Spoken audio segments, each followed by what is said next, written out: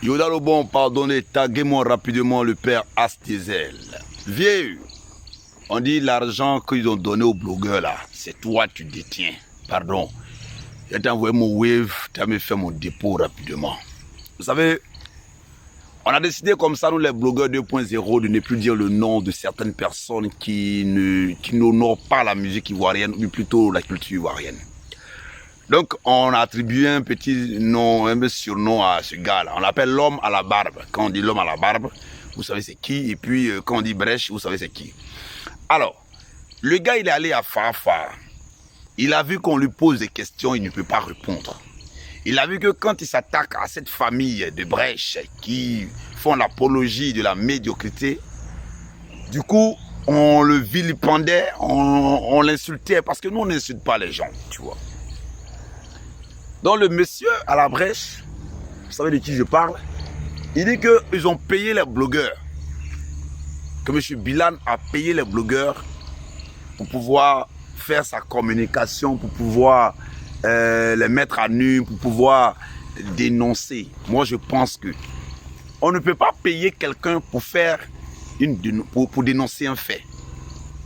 Au moins on paye quelqu'un pour mentir. Ça c'est vrai. Mais quand quelqu'un vient pour dénoncer un fait, c'est parce qu'il a pris le temps de réfléchir. Vous avez dit que Congélateur était parti de son propre gré chez M. Billard. Ce que vous avez oublié dans votre plan et dans votre mise en scène, c'est qu'il y avait des caméras de surveillance. Aujourd'hui, le père As Diesel, que vous dites qu'il a été payé par M. Billard, a démontré A plus B que vous êtes venu jeter l'enfant comme sac à poubelle, accompagné de son oncle.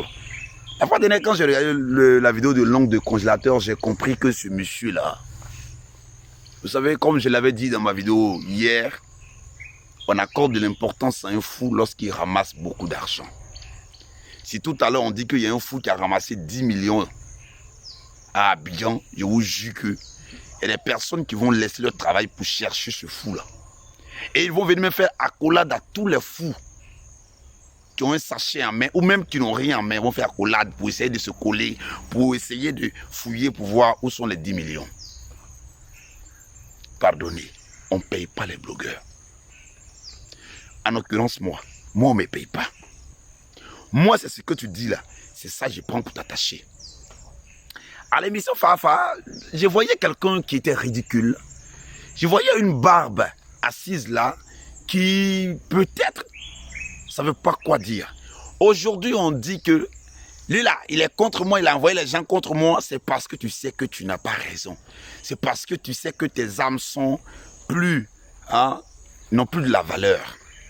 Sinon, quelqu'un qui a les armes, comme la parole, quelqu'un qui sait se défendre, tu n'as pas besoin de tituber, tu n'as pas besoin de venir dire des choses qu'on sait déjà sur les réseaux sociaux. L'émission Fafa, j'espère aussi à vous, parce que hier l'idée m'est venue, que la petite fille que vous avez mis à côté, là, Claire, là, elle est travaillée psychologiquement. Elle sait qu'en venant pour poser ce genre de questions, demain aussi, ils vont faire comme ils ont fait l'autre que vous avez. Bon, vous dites non, vous l'avez changé, c'est qu'elle a pris un autre poste. Ne venez pas après, quand on va faire, vous allez porter plainte. Hein. On vous connaît. C'est sûr. Restons connectés. On est ensemble. Et puis, vieux père Adizel, il rentre dans ton PV tout à l'heure. Tu fais mon dépôt. Même s'il y a eu au moins 250 000. Par exemple, on dit, monsieur Bila, tu as donné beaucoup d'argent. Et que tu dors chez lui-même. Tu dors dans sa cuisine. Ouais, les enfants là. En courrier, votre esprit. Blogueur 2.0, JMCPK, le prophète de tous les blogueurs.